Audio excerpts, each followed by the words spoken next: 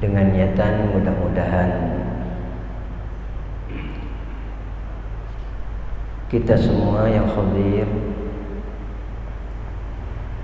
oleh Allah Subhanahu wa taala diberikan kemudahan dalam semua urusan, dikabulkan semua hajat dan dilapangkan rezekinya oleh Allah Subhanahu wa taala.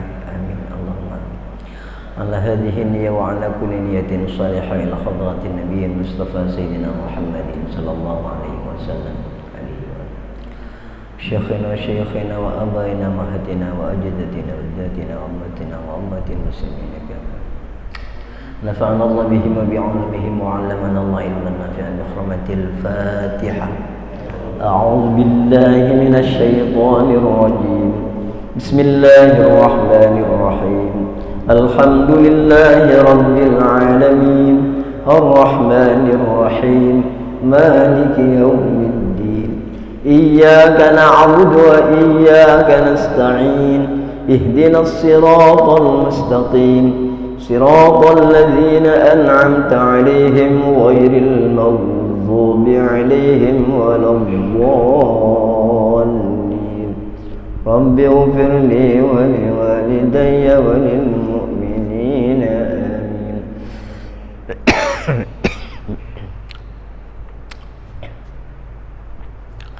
Para bapak, para jemaah yang dirahmati Allah Subhanahu wa taala.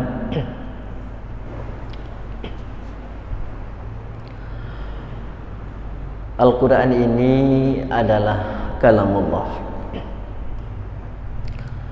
yang diturunkan kepada manusia pilihannya, yaitu Rasulullah Muhammad sallallahu alaihi wasallam melalui malaikat Jibril alaihissalam, di mana kalamullah ini al-muta'abbad bitilawatihi, yang dianggap ibadah dalam membaca Al-Quran ini. Ini adalah tahapan awal, karena Al-Quran ini adalah al-imam, adalah panutan atau pedoman hidup kita. Maka ada beberapa tahap, yaitu tahap pertama atau al-marhalatul ula, yaitu fil qiraah. Kita berusaha untuk bisa membaca. Ini adalah tahap pertama. Kemudian tahap kedua yaitu tahap pemahaman, yaitu dengan menghaji atau mengadakan kajian-kajian tafsir. Sementara untuk tahap terakhir yaitu tahap pengamalan. Sehingga dengan begitu Al-Quran akan berfungsi sebagai hudan. Al-Quran akan berfungsi sebagai petunjuk bagi umat manusia, sebagaimana disebutkan di dalam Al-Quran Al-Karim, Syahrul Ramadhan alladzi unzila fihi al-Quran hudan linnas. Al-Quran yang diturunkan di bulan Ramadan adalah merupakan petunjuk bagi seluruh manusia. Dan Al-Quran itu bisa berfungsi sebagai petunjuk manakala kita sudah bisa membaca dan bisa memahami kandungan atau maknanya. Itu baru Al-Quran itu bisa berfungsi sebagai huda, sebagai petunjuk bagi kita. Kalau tidak bisa membaca, apalagi bisa memahami maknanya, lalu dari mana Al-Quran itu akan memberi petunjuk kepada kita? Tidak bisa. Jadi memang tahap awal kita harus belajar membaca, kemudian tahap berikutnya kita berusaha memahami makna dan kandungan dari ayat yang kita baca. Para bapak jemaah yang dirahmati Allah Subhanahu wa taala, pada kesempatan kali ini saya akan membaca tafsir karangan dua imam yang sangat agung, yaitu Imam Jalaluddin Al-Mahalli dengan Imam Jalaluddin As-Suyuti. Dua imam ini adalah murid dengan guru. Jalaluddin Al-Mahalli ini adalah guru daripada Jalaluddin As-Suyuti. Beliau terlebih dahulu mengarang kitab tafsir ini dimulai dari surat Al-Kahfi, bukan dari surat Al-Fatihah atau Baqarah, tapi diawali dari surat Al-Kahfi. Jalaluddin Al-Mahalli ini sampai selesai Al-Kahfi sampai An-Nas, sampai akhir Al-Quran. Setelah itu beliau tidak sempat menyelesaikan karangannya dari awal Al-Quran sampai akhir surat Al-Isra. Beliau meninggal dunia. Berarti beliau hanya sempat mengarang separuh Al-Quran, sempat menafsiri separuh Al-Quran, yaitu dari awal surat Al-Kahfi sampai An-Nas. Kemudian beliau wafat. Lah, tugas ini kemudian dilanjutkan oleh santrinya, yaitu Jalaluddin As-Suyuti. Berarti beliau mengarang kitab tafsir dari Al-Baqarah sampai akhir surat Bani Israel atau Al-Isra. Itu sekelumit tentang biodata biografi daripada dua imam ini.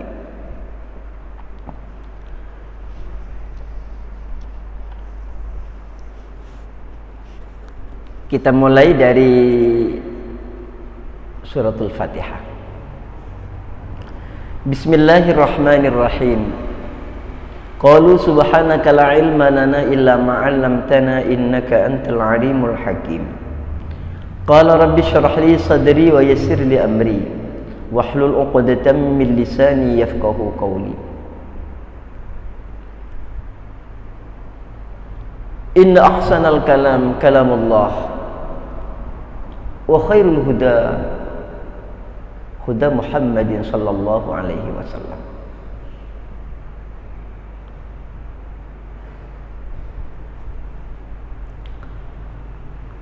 Qala Allah Ta'ala fi kitabihil karim, A'udzu billahi minasy syaithanir rajim.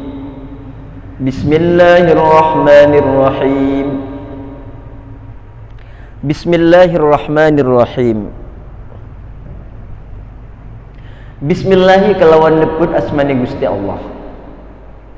Ar-Rahman kang moho welas, Ar-Rahim tur kang moho asih.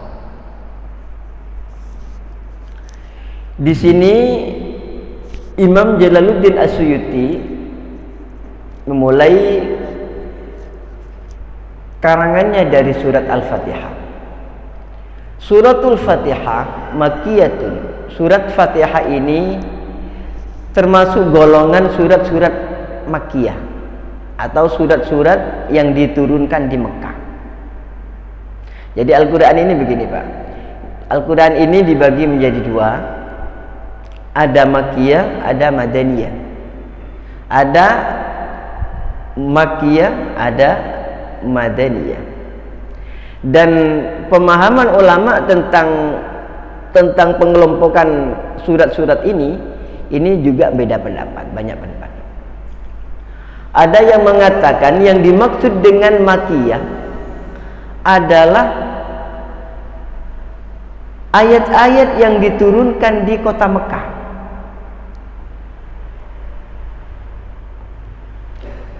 Sementara yang dimaksud dengan ayat-ayat Madaniyah adalah surat-surat atau ayat-ayat yang diturunkan Allah Subhanahu wa taala kepada Nabi Muhammad sallallahu alaihi wasallam di kota Madinah.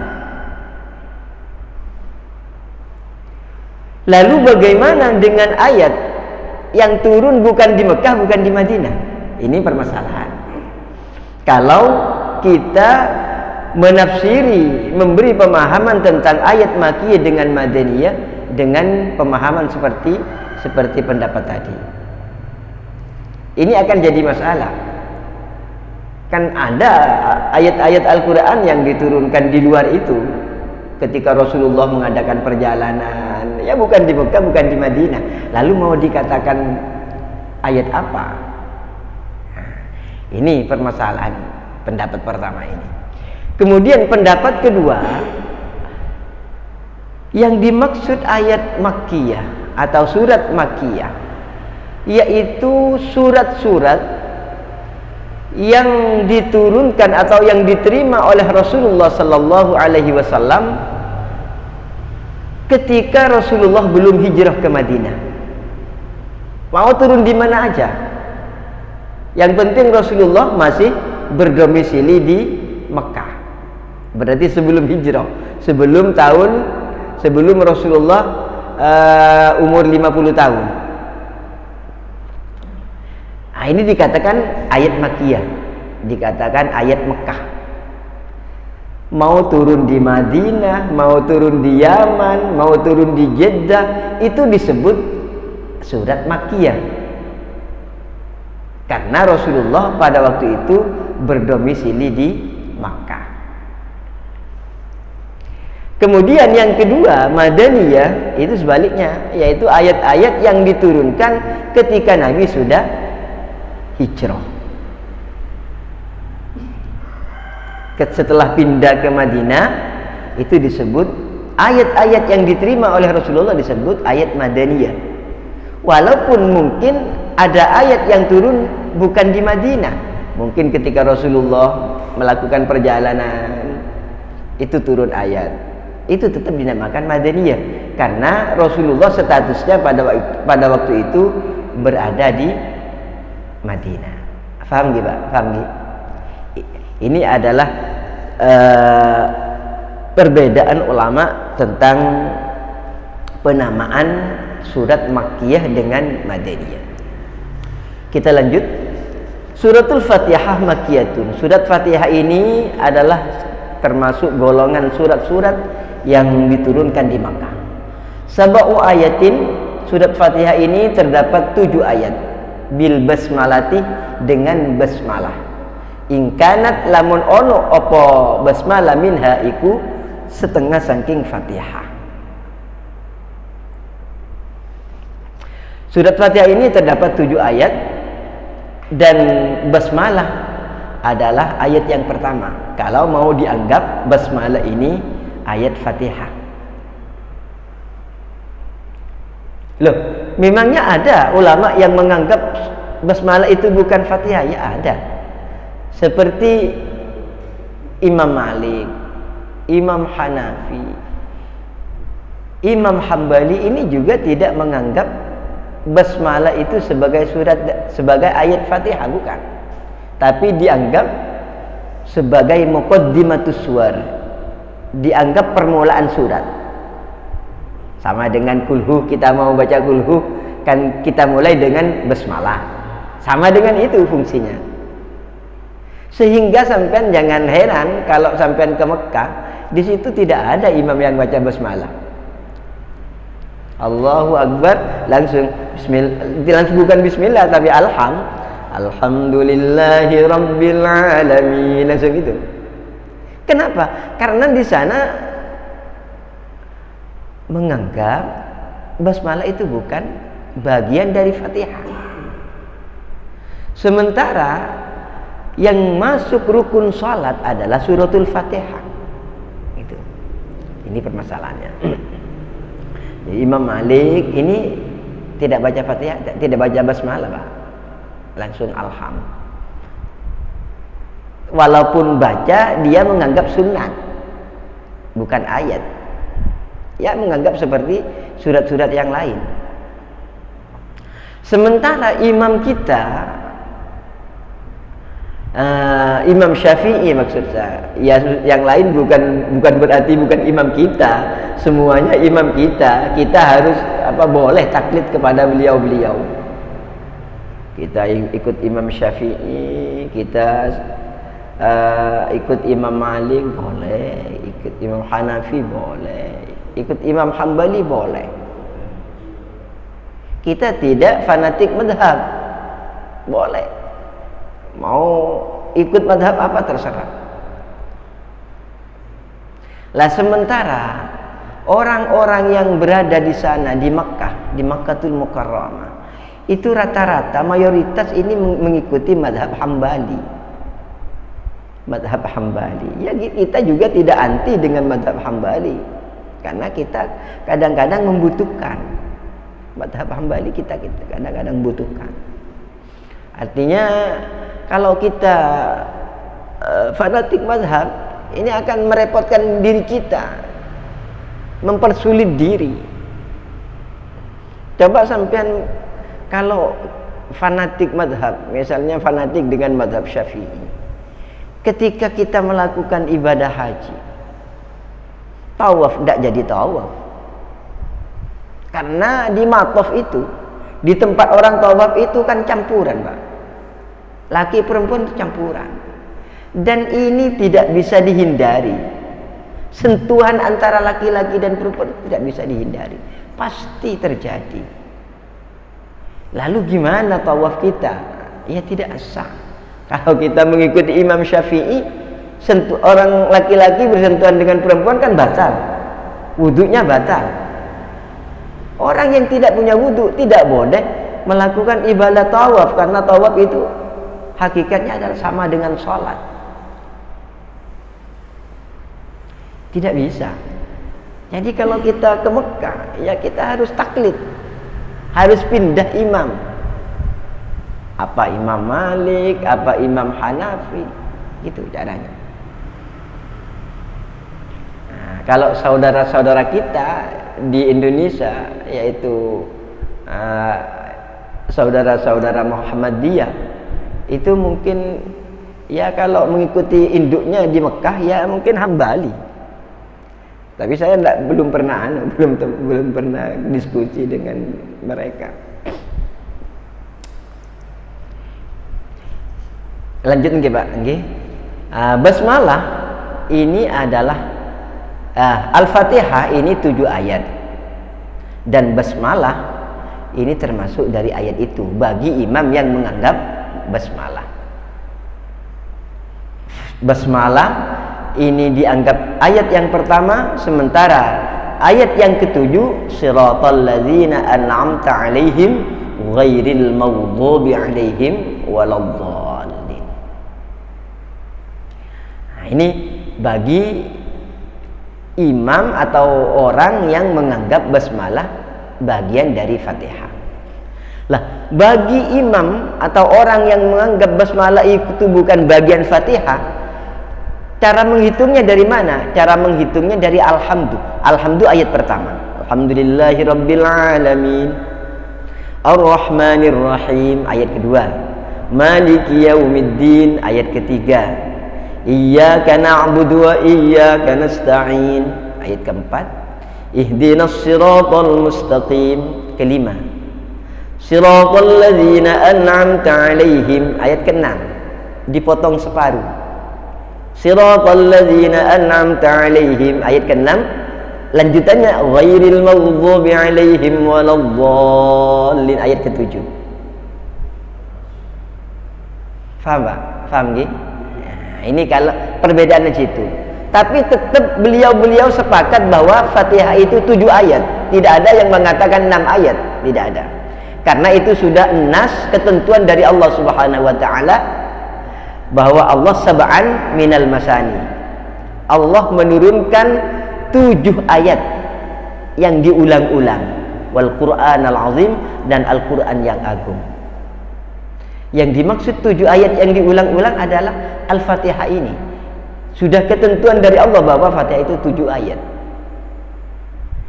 Caranya untuk apa? Menanggulangi perbedaan tadi seperti tadi itu. Yang menganggap basmalah bukan bagian Fatihah, ya cara menghitungnya dari alhamdu. Alhamdu ayat pertama, kemudian ayat ke-6 dan ke-7 yaitu siratal ladzina an'amta 'alaihim dibagi dua, ghairil maghdubi 'alaihim waladhdallin. Untuk imam yang menganggap basmalah sebagai bagian dari Fatihah, maka cara menghitungnya basmalah ayat pertama. Ayat ke-7 dari siratal ladzina an'amta 'alaihim ghairil maghdubi 'alaihim waladhdallin, gitu caranya. Lanjut nggih, Pak. Ini terkait masalah Al-Fatihah. Bismillahirrahmanirrahim. Kelawat nebun asmani Gusti Allah Ar-Rahman kang Maha Welas, Ar-Rahim tur kang Maha Asih. Ar-Rahman ini adalah zat yang memberi nikmat kepada seluruh makhluknya, baik di dunia ataupun di akhirat. Itu disebut Ar-Rahman. Sementara Ar-Rahim, yang dimaksud Ar-Rahim adalah zat yang memberi nikmat kepada hamba-hambanya yang beriman nanti khusus di akhirat. Itu disebut Ar-Rahim. Jadi Ar-Rahman ini ablaghu. Ar-Rahman ablaghu, lebih luas. Statusnya lebih tinggi daripada Ar-Rahim, karena Ar-Rahman ini adalah zat yang memberi nikmat kepada seluruh makhluknya, baik yang mukmin, baik yang kafir, yang munafik, semuanya diberi nikmat oleh Allah di dunia dan di akhirat. Rahmanad dunia, di dunia. Orang kafir tidak dikasih nikmat di akhirat. Nah, ini Ar-Rahman. Ar-Rahim ini khusus orang-orang yang beriman, adalah kenikmatan-kenikmatan Allah yang Allah berikan kepada hamba-hambanya nanti di akhirat. Itu disebut Ar-Rahim.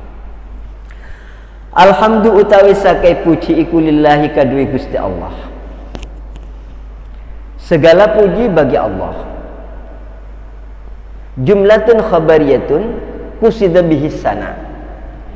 Alhamdulillah ini adalah jumlah khabariyah.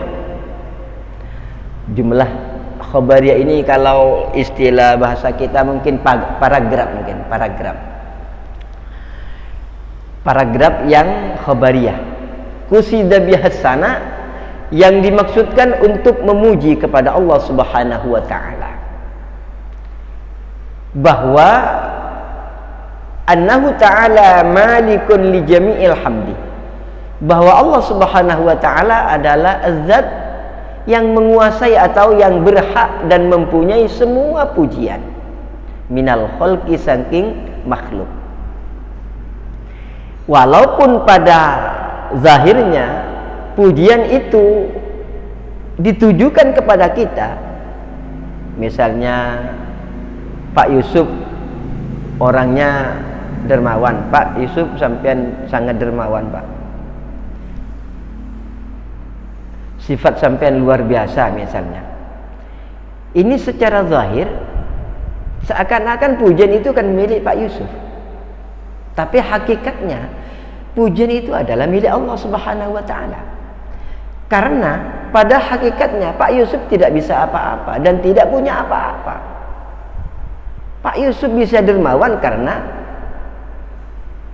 Allah yang membuat dia dermawan. Pak Yusuf punya harta banyak karena Allah yang mengasihi, yang ngasih harta banyak kepada Pak Yusuf. Sebetulnya manusia ini tidak punya apa-apa. Semua adalah milik Allah Subhanahu, milik penciptanya. Mungkin kalau kita gambarkan begini, Pak, sampean misalnya tukang mebel misalnya, tukang mebel, kemudian sampean buat meja misalnya, mejanya bagus sekali. Orang bilang, meja ini bagus sekali. Ini yang dipuji meja apa pembuatnya ini? Mejanya apa yang pembuatnya, Pak? Pembuatnya yang berhak mendapatkan pujian kan pembuatnya, bukan mejanya. Meja tidak berhak memiliki pujian itu. Oh, ini karena saya yang buat ini. Meja ini bagus karena saya yang buat. Lah, seperti itu kira-kira. Karena kita ini adalah makhluk diciptakan oleh Allah Subhanahu wa taala, maka yang berhak dipuji adalah penciptanya, bukan ciptaannya. Mungkin gambarannya seperti itu kira-kira. Jadi di sini alhamdulillah utawi sakai puji, sebanyak-banyak puji lillahi ku kadui Allah. Jadi semua puji itu milik Allah. Walaupun pada zahirnya kadang-kadang dimiliki oleh orang. Itu hakikatnya seperti itu, tetap milik Allah Subhanahu wa taala. Rabbil alamin kang ngatur wong alam. Ai maliki jami'il khalqi minal insi wal jan. Yakni zat kang nguasani sekabehane makhluk minal insi nyatane saking menungso wal jinni lan jin wal malaikati lan malaikat wad dawabi lan gumremet wa ghairihim lan liyani. Jadi Allah itu zat yang menguasai semua makhluk, bukan hanya manusia, jin, malaikat, hewan dan apa saja yang ada di muka bumi ini adalah milik Allah Subhanahu wa taala, dan Allah yang mengaturnya. Mulai dari makannya, hidupnya, semuanya Allah yang mengatur. Kalau bukan Allah tidak mampu, Pak. Mengatur alam ini tidak mampu. Dulu ada seorang raja yang kaya. Dia mau memberi makan hewan yang ada di laut. Ini makanan ini, Pak, ditata sampai puluhan kilo panjangnya. Dan itu belum cukup. Belum cukup. Ketika ada satu hewan yang sangat besar, mungkin kalau sekarang ikan hiu apa gitu, naik dari laut, makanan itu dihabiskan semua. Jadi raja ini tidak sanggup, akhirnya menyerah dan tidak sanggup untuk menghidupi semua makhluk yang ada di laut, karena satu ikan aja sudah tidak mampu, sudah dihabiskan semua. Hidangan yang disediakan itu sudah habis semua. Lah, hewan-hewan yang seperti itu semuanya adalah milik Allah Subhanahu wa taala, dan Allah yang mengaturnya, termasuk hidup kita sebagai manusia. Ini wa ghairihim lan liyani kabeh. Wa kullun utawi saben-saben minha saking kabeh yutlaku iku den ucapaken alaihi ing atase kullun alamun alam. Nah, semuanya itu dikatakan alam, disebut alam. Manusia alam, hewan alam, jin alam, setan alam, semuanya alam. Pokoknya masih wallah itu alam. Selain Allah itu alam namanya. Sendok alam, meja alam, keramik alam, semuanya alam. Jadi disebut alam semesta, yaitu selain Allah, semua alam. Ar-Rahman, sifatnya Allah Ar-Rahman kang maha welas ing dalem dunya, Rahmanad dunya. Ar-Rahim tur kang maha asih ing dalem akhirat. Aidir rahmati tegese kang anduweni sifat kasih sayang. Wa hiya utawi rahmat iradatul khair li ahlihi, iku ngarepaken kebagusan li ahlihi maring keluargani. Yang dimaksud orang belas kasih itu adalah orang yang mengusahakan kebaikan bagi keluarganya. Itu dikatakan kasih sayang, orang yang punya kasih sayang. Maliki yaumiddin, Allah yang menguasai hari kiamat. Ail jaza tegese hari pembalasan. Wa huwa yaumul qiyamah, wa huwa utawi jaza yaumul qiyamah iku dino kiamat. Ini Allah yang menguasai hari kiamat. Iyyaka na'budu wa iyyaka nasta'in. Iyyaka ing panjenengan ya Allah na'budu kula ibadah, wa iyyaka lan ing panjenengan ya Allah nasta'in kula nyuwun jaluk tulung. Karena pada hakikatnya, pada sejatinya kita ini, hidup kita ini, kita bisa makan, kita bisa hidup dengan menghirup oksigen secara gratis. Ini adalah merupakan rahmat dan kasih sayang dari Allah Subhanahu wa taala. Ini kan kita bisa menghirup oksigen gratis, Pak.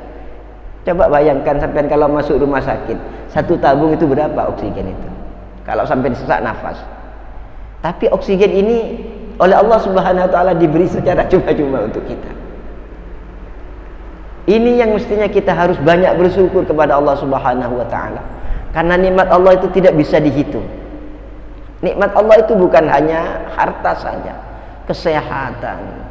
Hidup kita itu adalah nikmat Allah yang sangat besar yang perlu kita syukuri. Sehingga kita perlu iyyaka na'budu wa iyyaka nasta'in.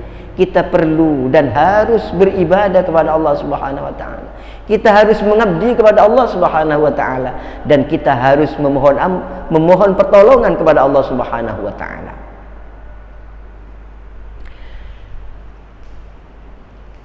Nakhussuka bila ibadah, nentuaken kita ka ing panjenengan bila ibadah. Maksudnya iyyaka na'budu, yaitu mengkhususkan Allah untuk disembah.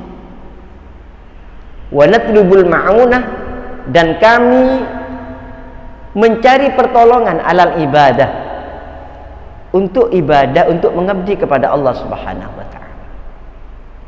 Jadi semuanya harus kita kembalikan kepada Allah. Kita ibadah kepada Allah, kita minta tolong harus kepada Allah Subhanahu wa taala. Ihdinas siratal mustaqim. Ihdina mugi-mugi panjenengan maringi pitunjuk na ing kita as-siratal mustaqim, ing dalan kang jejeg. Ai arsyidna, tegese muga-muga jenengan paring petunjuk na ing kita ilaihi maring siratal mustaqim. Ini permohonan kita kepada Allah Subhanahu wa taala. Ihdinas siratal mustaqim, ya Allah berilah kami petunjuk jalan yang lurus. Nah, jalan yang lurus itu gimana? Apa kita harus mengikuti Allah? Tidak bisa. Dari mana kita mau mengikuti Allah? Orang Allah tidak bisa kita lihat. Tidak bisa. Tapi Allah di sini menggambarkan siratal mustaqim, jalan yang lurus itu adalah siratal ladzina an'amta 'alaihim, yakni dalane wong akeh an'amta kang wis maring nikmat panjenengan 'alaihim ing atase wong akeh. Yaitu jalannya orang-orang yang telah mendapatkan nikmat dari Allah Subhanahu wa taala. Bil hidayah, dengan mendapatkan hidayah. Seperti para nabi, itu adalah yang dimaksud orang-orang yang mendapatkan nikmat dari Allah. Ma'alladzina an'amta 'alaihim minan nabiyyin was-siddiqin wasyuhada was-shalihin. Itu ada ayat seperti itu nggih. Itu adalah gambaran orang-orang yang dimaksud, orang-orang yang mendapatkan nikmat dari Allah Subhanahu wa taala adalah para nabi, para wali, para syuhada, dan orang-orang soleh. Lah, jalannya orang-orang ini yang harus kita ikuti. Kita memang harus ikut dengan orang, meniru jalannya orang. Apa bid'ah kita mengikuti jalan mereka? Ya enggak bid'ah. Sebagian orang kan menganggap kalau kita tidak mengikuti kitabullah dan tidak mengikuti sunnatul rasul, tidak mengikuti Al-Quran dan hadis, ini bid'ah. Aduh, ini bid'ah semua, Pak. Tidak begitu, maksudnya bukan begitu. Memang kita harus mengikuti jalannya orang-orang soleh, para nabi, para wali, para syuhada. Itu yang dimaksud siratal ladzina an'amta alaihim. Kita tiru, kita ikuti jalan mereka. Insya Allah kita tidak akan tersesat. Ghairil maghdubi sanis dalane wong kang den bendu alaihim ing atase wong akeh. Bukan jalannya orang yang mendapatkan murka dari Allah Subhanahu wa taala. Wa hum utawi al maudub al yahudu iku wong-wong Yahudi. Nah, orang Yahudi jangan diikuti, karena yang dimaksud ghairil maudub, orang yang dimurkai Allah adalah orang-orang Yahudi. Kita tidak boleh mengikuti cara dan syariat atau peraturan orang-orang Yahudi. Walau dhalin, dan bukan jalannya orang yang kesasar. Wahum utawi adh-dhalin, yang dimaksud orang-orang yang kesasar. Apa kesasar? Tersesat lagi, Pak. Tersesat yaitu an-nasara, orang-orang Nasrani. Jadi sudah ada warning yang jelas dari Allah, sudah ada peringatan yang jelas dari Allah. Jangan sekali-kali kita sebagai hamba Allah mengikuti orang Yahudi dan jangan mengikuti orang Nasrani. Loh, kenapa? Bukankah mereka dua golongan ini adalah mempunyai kitab samawi, kitab yang diturunkan Allah dari langit? Memang betul. Tapi kitab-kitab mereka ini sudah ditahrif, sudah banyak mengalami revisi. Yang merevisi mereka ini kan repot. Kitabnya Allah yang menurunkan, cuman yang merevisi bukan Allah. Kalau Quran kan enggak. Quran ini ada revisi, itu ada. Nasikh wal mansukh itu ada nanti di tafsir itu. Ada surat ayat yang disalin, hukumnya tidak berlaku tapi bacaannya tetap berlaku, ada. Tapi Allah sendiri, bukan Nabi Muhammad yang menasih, bukan. Allah. Beda dengan kitab-kitab mereka, Taurat, Injil. Ini memang betul kitab-kitab itu dari Allah, memang kitab samawi, kitab yang dari langit itu. Tapi sudah banyak mengalami tahrif dan perubahan. Jadi kitabnya sudah tidak murni, Pak. Yang namanya Taurat dengan oleh karenanya kita dilarang oleh Allah untuk mengikuti orang Yahudi dan Nasrani. Kenapa? Karena mungkin saja kitabnya tidak benar. Karena sudah banyak mengalami perubahan. Beda dengan Al-Quranul Karim, di mana Al-Quran itu Allah sendiri yang berfirman, Inna nahnu nazzalna dzikra wa inna lahu lahafidun. Saya yang menurunkan az-dzikra, Al-Quran. Wa inna lahu lahafidun, dan saya sendiri yang akan menjaga Al-Quran ini. Jadi tidak satupun orang yang sanggup merubah Al-Quran, satu huruf pun tidak sanggup. Apalagi sampai satu surat, satu ayat tidak. Satu huruf tidak mampu. Pasti ketemu. Coba sampean iseng-iseng sampean wau diganti fa misalnya. Pasti ketemu. Loh, masa bisa? Al-Quran sebanyak setebal itu bisa dipalsu satu huruf bisa ketemu? Bisa. Karena Al-Quran ini banyak orang yang menghafal. Nah, gitu. Mungkin gambarannya sama seperti kita hafal Fatihah, Pak. Kita kan hafal Fatihah nggih. Coba ada orang yang memalsu surat satu huruf dari Fatihah, sampai bisa tahu apa enggak kira-kira? Misalnya iyyaka na'budu wa iyyaka nasta'in. Kemudian salah satu hurufnya diganti, misalnya ain diganti goin misalnya. Iyyaka na'budu wa iyyaka nasta'in misalnya. Bukan ain tapi gin. Tulisnya memang gin. Ditulis segin.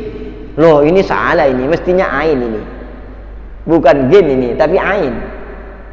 Loh, dari mana Bapak bisa ma'an? Karena Bapak hafal Fatihah kan gitu. Jadi Al-Quran itu seperti itu. Cara Allah menjaga Al-Quran itu, orang-orang dipermudah untuk menghafal Al-Quran. Itu mungkin sekelumit tentang tafsir dari suratul Fatihah. Suratul Fatihah ini adalah banyak namanya, ada yang menyebut Ummul Quran, ada yang menyebut Fatihatul Al-Fatihah, Al-Fatihah, ada yang menyebut Ummul Quran, ada yang menyebut Ummul Kitab.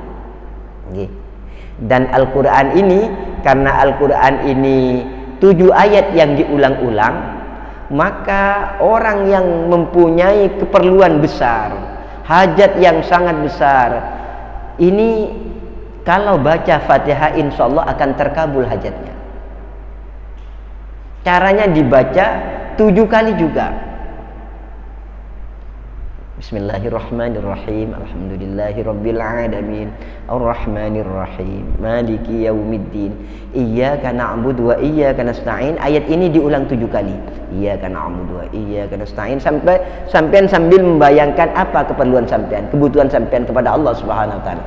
Iyyaka na'budu wa iyyaka nasta'in. Iyyaka na'budu wa iyyaka nasta'in. Sampai 7 kali. Dapat 7 kali dilanjutkan.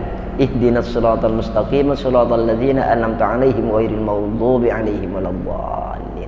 Insyaallah hajat sampean lekas terkabul oleh Allah Subhanahu wa taala. Ini di antara fadilah atau faidah daripada surat Fatihah. Rasulullah sendiri di dalam satu hadisnya pernah bersabda, suratul Fatihah 5 quri'alahu. Surat Fatihah ini 5 untuk barang quri'alahu yang dibacakan untuk itu. Berarti Fatihah ini serbaguna. Mau dibacakan untuk apa, keperluan apa saja, ini bisa. Ini suratul Fatihah. Mungkin kalau sampean pernah suan ke Kiai Masyhuri Tulangan, beliau itu memang amalannya Fatihah. Kalau ada orang minta barokah yai, ingin ke Mekah yai, oh ya Al-Fatihah, pasti Al-Fatihah. Anak saya mau melahirkan yai, tidak bisa melahirkan, oh ya Al-Fatihah, pasti Al-Fatihah. Karena memang Al-Fatihah 5 quri'alahu menurut Rasulullah adalah serbaguna. Sampai punya keperluan apa saja, Fatihah dibaca, insya Allah terkabul hajat sampai. Mungkin ini Pak ya, cukup nggih.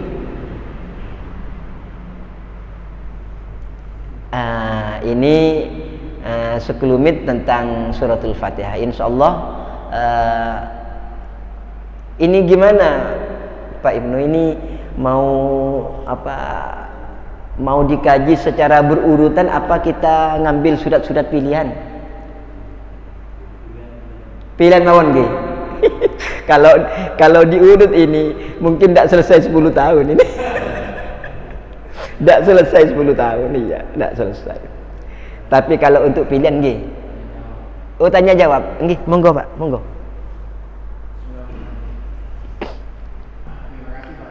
Nggih. Nggih.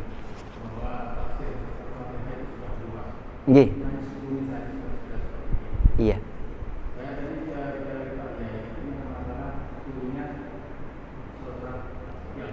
Iya. Madaniyah.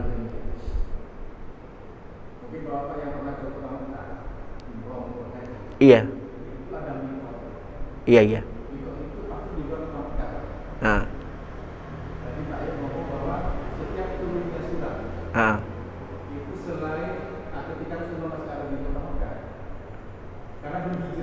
Iya. Iya. Kalau sudah ke Mekah itu berarti Madinah ini tidak jauh dari batas jarak kita sendiri. Iya. Apakah pada waktu itu jarak seperti itu tidak diperhitungkan, katakan itu sudah turunnya di kota Mekah atau bagaimana sebelum Rasulullah itu jauh? Iya. Nggih. Sampun nggih.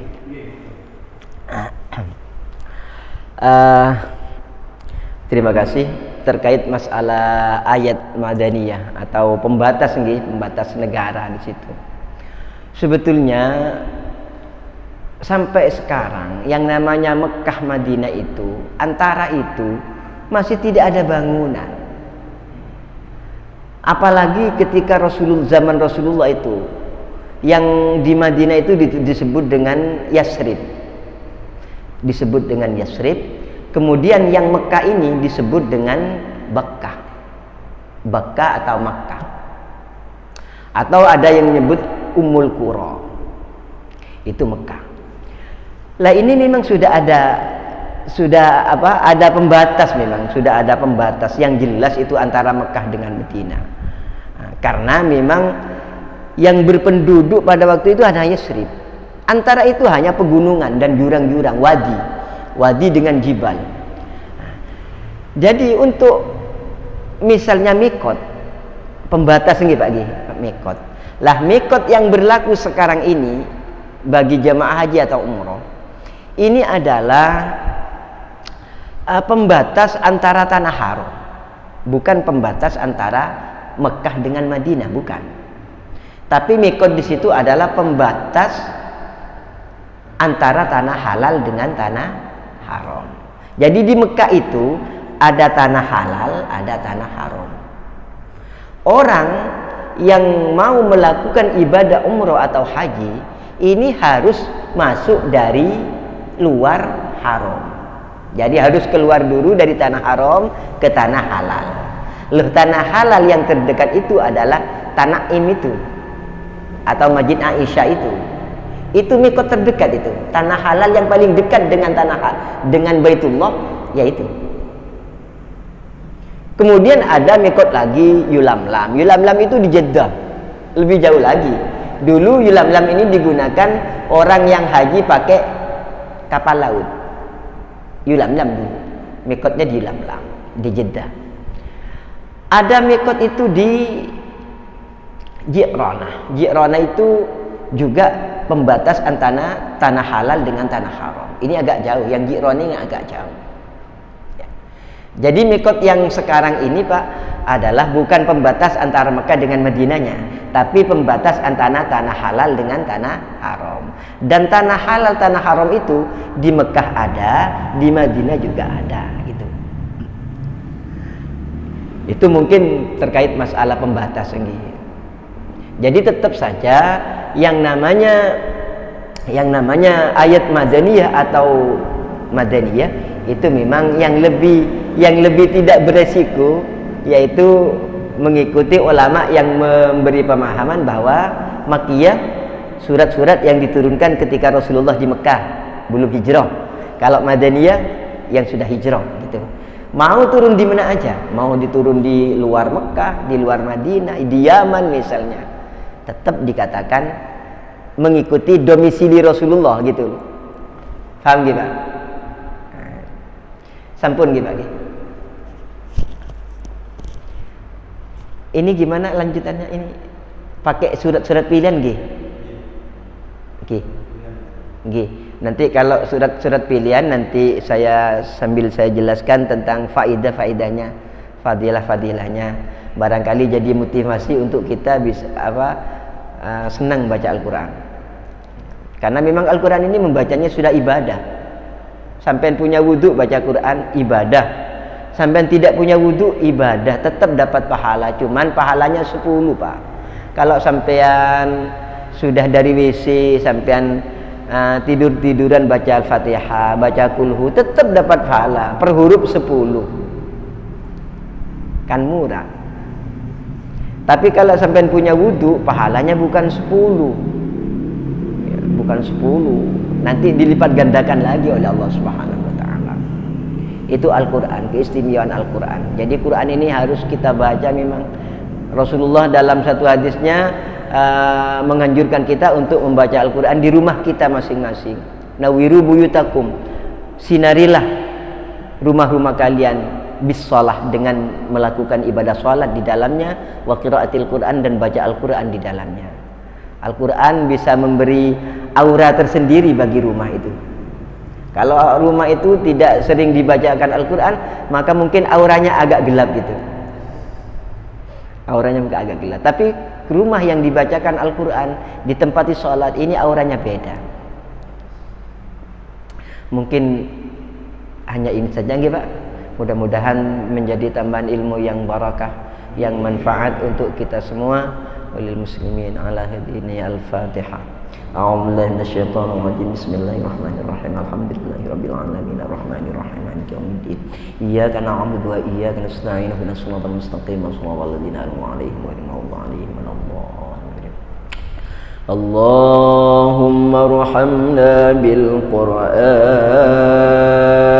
واجعله لنا إماما ونورا وهدى ورحمة. اللهم ذكرنا منه ما نسينا وعلمنا منه ما جهلنا وارزقنا تلاوته آناء الليل وأطراف النهار واجعله لنا حجتين يا رب العالمين. اللهم اهدنا بهداية القرآن ونوّر قلوبنا بتلاوة القرآن وزين أخلاقنا بجاه القرآن ونجنا من النار بكرامة القرآن وأدخلنا الجنة بشفاعة القرآن. اللهم أرنا الحق حقا وارزقنا اتباعه وأرنا الباطل باطلا وارزقنا اجتنابه. ربنا آتنا من لدنك رحمة وهيئ لنا من أمرنا رشدا. ربنا آتنا في الدنيا حسنة وفي الآخرة حسنة وقنا عذاب النار. صلى الله على سيدنا محمد وآله وصحبه وبارك وسلم. الحمد لله رب العالمين. Wassalamualaikum warahmatullahi wabarakatuh.